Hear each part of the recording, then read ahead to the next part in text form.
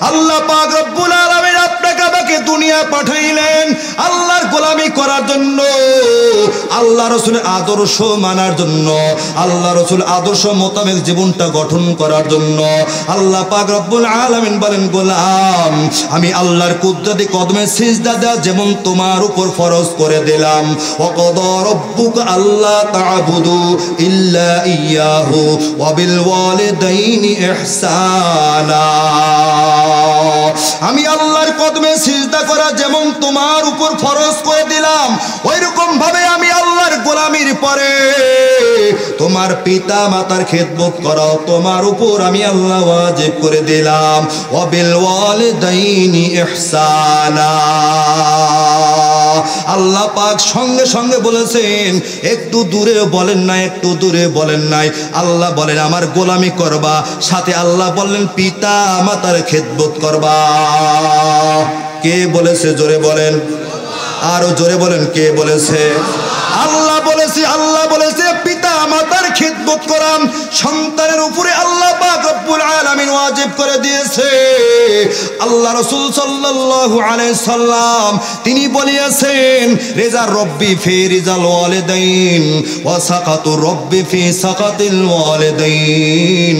আল্লাহ রাসূল বলেন পিতা মাতা পিতা মাতা পিতা মাতা যে সন্তানের উপরে রাজি আর খুশি, আল্লাহ পাক ওই সন্তানের উপরে রাজি আর খুশি।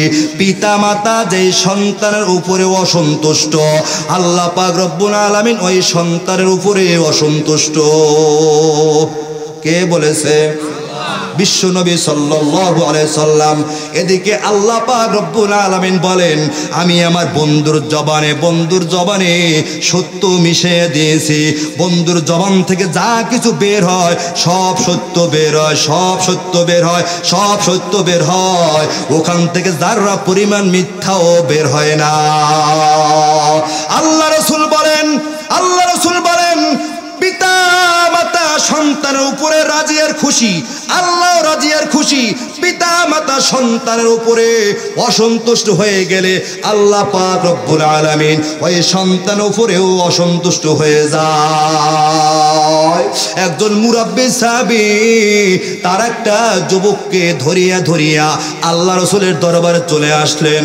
আল্লাহ রাসূলের দরবারে এসে মুরাব্বি সাহাবী ডাক দিয়ে কয়, ও পয়গম্বর, আমার একমাত্র কলিজার টুকরা, আমার বুকের ধন, আমার এই যুবক সন্তানকে নিয়ে আপনার দরবারে আসছি, আমার সন্তানকে একটু ওয়াজ করিয়া নসিহত করিয়া একটু বুঝাইয়া দেন। আল্লাহ রাসূল বললেন, ও মুরাব্বি সাহাবী, আপনার সন্তানকে আমি কি নসিহত করব? এবার মুরাব্বি সাহাবী ডাক দিয়া কয়, ও পয়গম্বর, আমার এই সন্তান যখন ছোট ছিল, আমার সন্তান হাঁটতে পারতো না, চলতে পারতো না, কথা বলতে পারতো না। এই সন্তান অসুস্থ হয়ে গেলেন। এই সন্তানকে আমি তার বাবা কাঁধে বহন করে দূর দূরান্তে মরুভূমির পথ দিয়া, পাথরওয়ালা পথ দিয়া অনেক কষ্ট পরিশ্রম করে দূর দূরান্তে ডাক্তারের কাছে, হসপিটালে, কবিরাজের কাছে নিয়ে যাইতাম।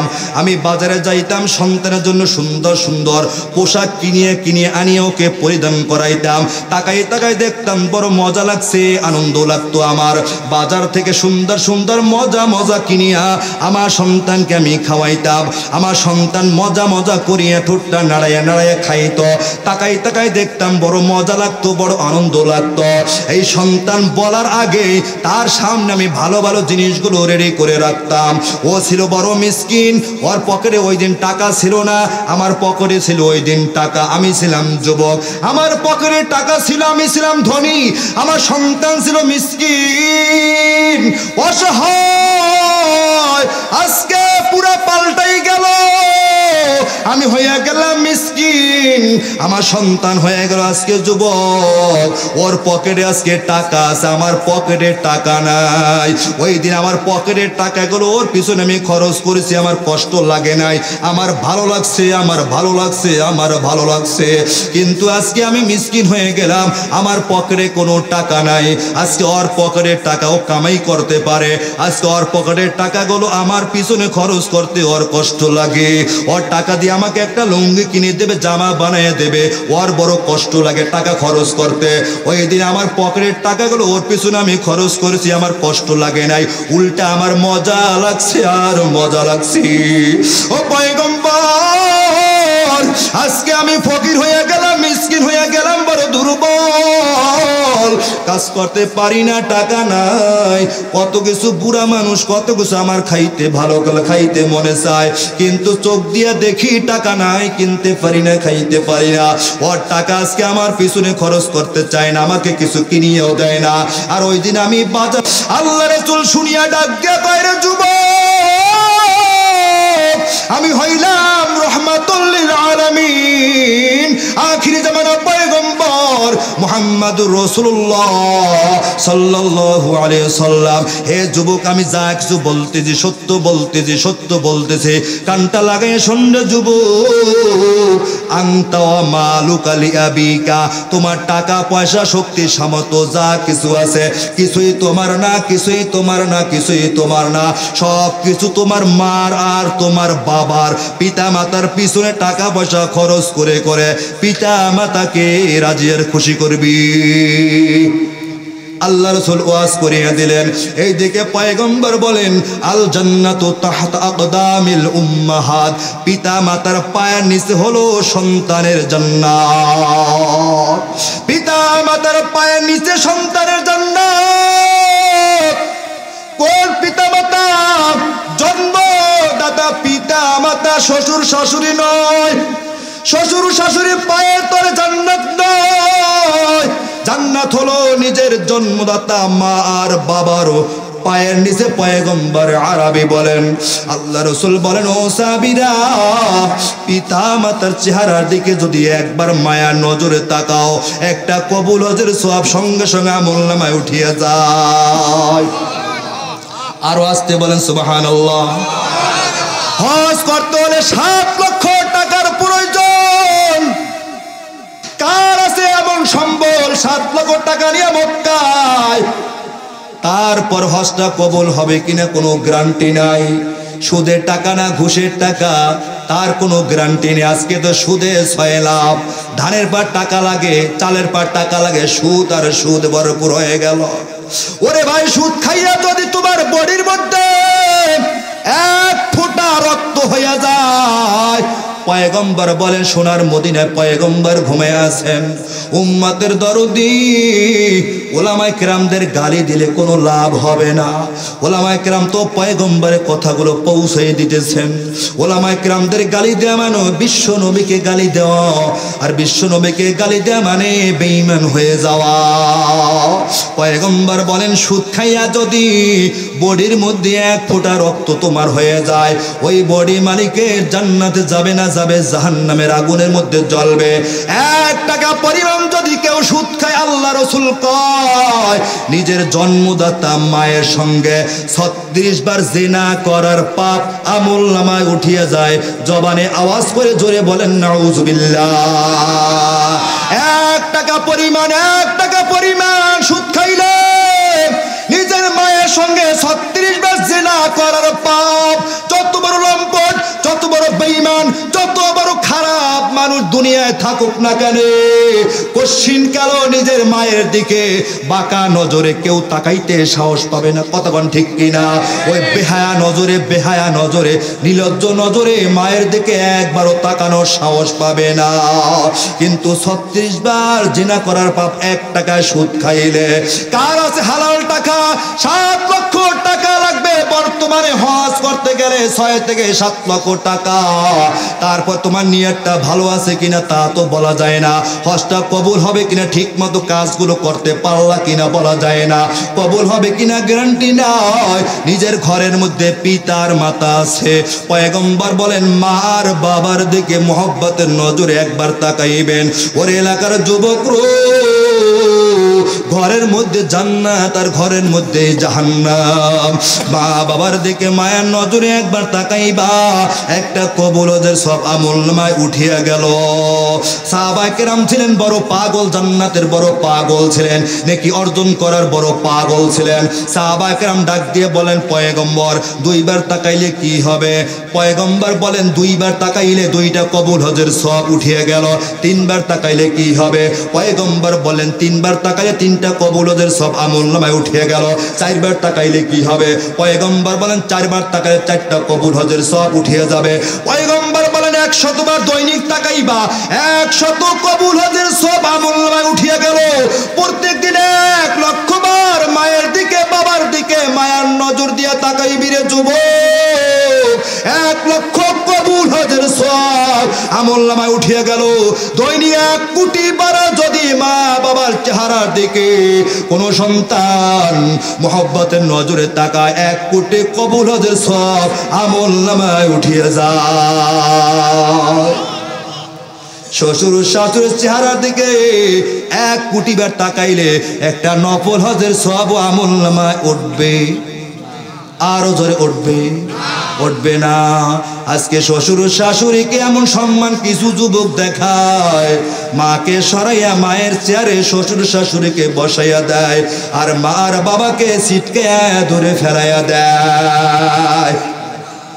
পিতা মাতা সন্তানের জন্য যদি আল্লাহর দরবারে দোয়া করে, ওই পিতা মাতা যদি বেনামাজিও হয়, কানটা লাগাইয়া শরীরে যুবক ভাই, পিতা মাতা যদি বেনামাজিও হয়, মা যদি বেপরদায় ঘুইরা ঘুইরা বেড়ায়, মা যদি জেনাকারিনী নারীও হয়, ওই মা আর ওই বাবা যদি সন্তানের জন্য আল্লাহর দরবারে হাত উঠাইতে দেরি, আল্লাহর দরবারে পিতা মাতার দোয়া সন্তানের জন্য কবুল হতে 1 জাররা পরিমাণও সময় লাগায় না।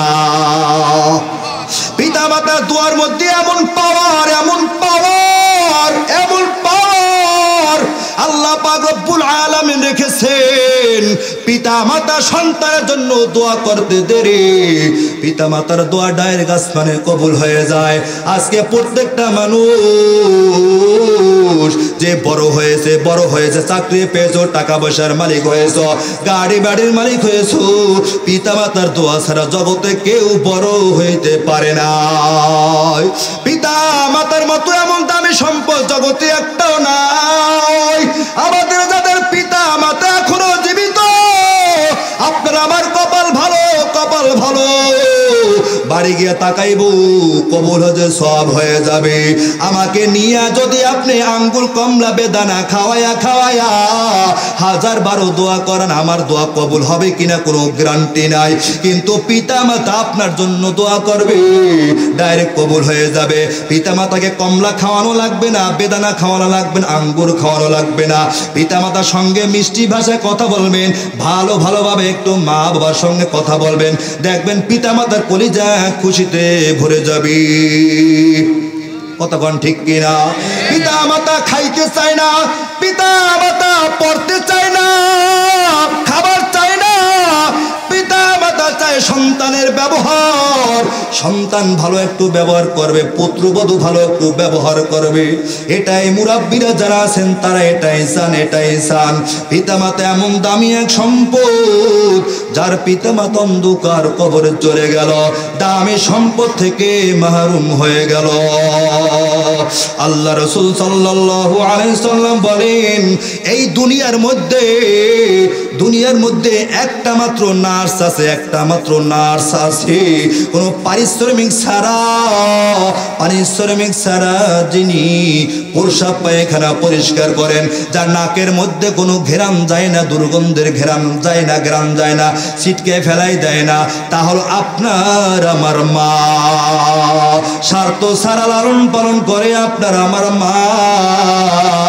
খানার প্লেট নিয়ে মা যখন খাবার খেতে বসিয়ে গেল, আপনাকে আমাকে কোলের মধ্যে নিয়ে মা যখন খাবারগুলো বেড়ে দিতেছে প্লেটে, আমি আর আপনি কিন্তু মায়ের কোলের মধ্যে ছিলাম, হঠাৎ করে আমি আর আপনি মায়ের কোলের মধ্যে পায়খানা করে দিলাম, একটু বায়ু বের হলো, আওয়াজ হয়ে গেল, আরে প্লেটটা ফেলাইয়া যার যার দৌড়ে পালাইয়া গেল, সইরা গেল, গন্ধ লাগে, নাকটা চেপে ধরে আর এক রুমের মধ্যে ঢুকিয়া গেল। মা কিন্তু কোথাও যায় না, হাতটা তাড়াতাড়ি ধুইয়া তাড়াতাড়ি প্লেটটা সরাইয়া আপনাকে আমাকে মা পরিষ্কার করাইয়া সুন্দর কাতা দিয়ে আবার আপনাকে আমাকে কোলের মধ্যে নিয়ে মা কিন্তু ওই দিন খানার প্লেট নিয়ে আবার খানা খাইছে। মা কিন্তু ঘৃণার জন্য ঘৃণা লাগাইয়া মার ঘৃণা করে করে আপনাকে আমাকে কিন্তু ছিটকায় ফেলাই দেয় না, মা কিন্তু ফেলাই দেয় না, কোলের মধ্যে আপনাকে আমাকে পায়খানার মধ্যে রাখে নাই, শুকনা কাপড়ে পেঁচাইয়া মা কোলের মধ্যে রেখেছে। মায়ের পেটের মধ্যে আমি আর আপনি যখন ছিলাম, কানটা লাগাইয়া শোন রে যুবক ভাই, মায়ের পেটের মধ্যে আমি আর আপনি যখন ছিলাম, মার পেটটা আস্তে আস্তে ভারী হইতেছে, মার শরম লাগতেছে, পাশের বাড়ি কেমন করে যায়, বাসুরের সামনে যাইতে পারে না, অন্য নারীদের সামনে যাইতে লজ্জা লাগে, বড় একটা চাদর পেঁচাইয়া পেটের উপরে দিয়া ঘরের চাল দেয়ারের মধ্যে ঘুরে ঘুরে বেড়ায়, সামনে যায় না, মানুষের সামনে যায় না, বড় লজ্জা লাগে। চার দেয়ালের মধ্যে সময় কাটতেছে, মা যখন বাথরুমে চলে গেল, আমি আর আপনি মায়ের পেটের মধ্যে ছিলাম, মা যখন বাথরুম করার জন্য একটু বসিয়া গেল, মার প্রাণের সঙ্গে পেটে যখন চাপ লাগলো, আমি আর আপনি মায়ের পেটের মধ্যে হঠাৎ করে নাড়া দিয়ে দিলাম, পা দিয়ে একটা লাথি মেরে দিলাম, চাপা লাগার সঙ্গে সঙ্গে মা তখন বাথরুমের মধ্যে আর বসে থাকতে পারলেন না, চিৎকার দিয়ে মা বাথরুমের মধ্যে দাঁড়ায় গেলেন। ওই দিন আপনার আমার মা আপনার আমার লাথির কারণে ঠিক মতো বাথরুম সারতে পারে নাই, মা দাঁড়াইয়া বাথরুমের মধ্যে কান্নাকাটি করেছে, চোখের পানি ফেলাইয়া, জগতের কেউ দেখে নাই, দেখেছে কে? মা ওই দিন কান্নাকাটি করেছি রে যুবক। তারপরে মায়ের পেট থেকে আমরা যখন এক এক করে দুনিয়া আসতেছি, ছোট একটা রাস্তা দিয়ে আপনার আমার পুতুলের মতো দেহটা মায়ের পেট থেকে যখন দুনিয়া আসতেছে, ওই দিন আপনার আমার মা এমন জোরে একটা চিৎকার দিয়েছিলেন, মা ওই দিন মনে করেছিলেন এই বুঝি আমার জীবন শেষ, কত মায়ের খবর জানা যায়, সন্তান দুনিয়া আনতে গিয়া মা দুনিয়া থেকে বিদায় হয়ে যায়, মা সন্তানকে দুনিয়া আনতে গিয়া মা বিদায়। ওরে যুবক, আপনার আমার মা ওই দিন এমন দূরে একটা চিৎকার মারলো, আপনাকে আমাকে দুনিয়ায় আনতে গিয়া যখন দুনিয়া আমরা চলে আসলাম, আপনার আমার মুখমণ্ডলে ময়লা লাগানো ছিল, আবর্জনা লাগানো ছিল, তাড়াতাড়ি দাইরা যখন সন্তানকে আপনাকে আমাকে মায়ের কোলের মধ্যে দিয়ে দিল, মা তাড়াতাড়ি তার ঠোঁটটা দিয়ে আপনার আমার মুখে গালে চুমু খায়, ময়লা দেখে না, মা ময়লার দিকে তাকায় না, সন্তানকে বুকের মধ্যে পাইয়া এত সময় মা যে কষ্ট পেয়েছে, আঘাত পেয়েছে, মার সমস্ত আঘাতগুলো আপনাকে আমাকে দেখে দূর হয়ে গেল। ওই মাই কনকনে শীতের মধ্যে আমি আপনি প্রসাব করে দিলাম, মা সারা রাত্র ঠিক মতো ঘুমায় না, মা তাড়াতাড়ি শুকনা কাতা মাথার কিনারায় থাকে, মাথার কিনারা দেখবেন মায়েরা শুকনা 4 5 খান কাতা ভাঁজ করে মাথার কিনারায় আগলা করে রেখে প্রসাব করে দিনে তাড়াতাড়ি শুকনা কাতাগুলো আনিয়া শুকনা কাতা ভিজা কাতাগুলো দূর করিয়া শুকনা কাতা দিয়ে আবার আপনাকে আমাকে ঘুম পড়ায় রাখলেন। এমন কি শুধু তাই নয়, আবার প্রসাব পায়খানা আমরা করিয়া দিলাম, আবার পরিষ্কার করে ফেললেন, মা ভিজা জায়গায় ঘুমাইয়া আপনাকে আমাকে শুকনো জায়গায় ঘুম পড়ালেন, আবার প্রসাব পায়খানা করিয়া দিলাম এই শীতের মৌসুমে।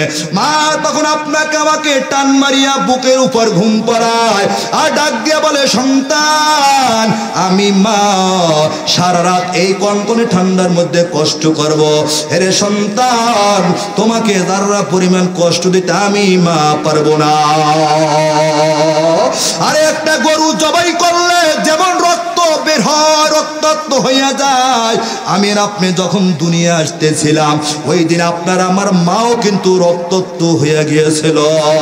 মায়ের মতো দরদি জগতে কেউ নাই, কেউ নাই। আজকে সেই মায়ের খবর নেয় না, কত যুবক বাবার খবর নেয় না। বাবার মতো দরদি নাই, মায়ের মতো দরদি জগতে আর একজনও নাই। এজন্য যুবকদেরকে বলিয়া যাই রে যুবক, পিতা মাতার খেদমত করো, মায়ের খেদমত করো, বাবার খেদমত করো। পিতা মাতার খেদমত ছাড়া কিন্তু জান্নাত পাওয়া যাবে না, জান্নাত পাওয়া যাবে না। জান্নাতে যেতে হলে সবচাইতে সহজ রাস্তা হলো পিতা মাতার খেদমত। পিতা মাতার খেদমত করতে পারলে সোজা জান্নাত, সোজা জান্নাত পাওয়া যাবে। আল্লাহ পাক রব্বুল আলামিন বলেন, পিতা মাতা যদি বুড়া হয়ে যায়, ওয়াকফিজ লাহুমা জানাহা যুল্লি মিনার রহমা, ওয়াকফিজ লাহুমা জানাহা যুল্লি মিনার রহমা। তোমার দুইটা হাত বাড়াইয়া পিতা মাতাকে এমন ভাবে আদর, শখ, মোহাব্বত আর ভালোবাসা দিয়া তোমার কাছে আগলে করে রাখো, যাতে পিতা মাতা তোমার দ্বারা যাররা পরিমাণ কষ্ট ব্যথা না পায়। পিতা মাতাকে এরকম ভাবে রাখতে আল্লাহ পাক বলেছেন। আর বলেছেন কি, ইম্মা ইয়াবলুগান্না ইনদাকাল কিবার আহাদুহুমা আও কিলাহুমা ফালা তাকুল্লাহুমা উফফিন ওয়ালা তানহারহুমা। পিতা মাতাকে ধমক দেওয়া যাবে না, সিরকি দিয়ে কথা বলা যাবে না, সামান্য আঘাত পাবে ও শব্দটুকু, এতটুকু আঘাতও তাদেরকে দেওয়া যাবে না। আল্লাহ পাক রব্বুল আলামিন বলেন, যদি পিতা মাতা অন্ধকার কবরে কাহারও চলে যায়, তাদের জন্য কবরের কাছে গিয়া জায়নামাজের মুসল্লায় চোখের পানি ফেলাইয়া পিতা মাতার জন্য দোয়া করবা। রব্বির হামহুমা কামা রব্বায়ানি সগীরা।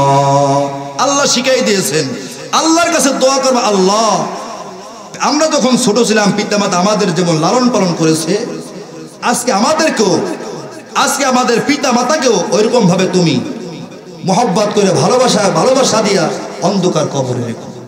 আল্লাহ পাক রব্বুল আলামিন আমাদের সবাইকে যেন দুনিয়ায় আমাদের পিতা মাতা যারা আছে, পিতা মাতার খেদমত করে জান্নাত কামাই করতে পারি।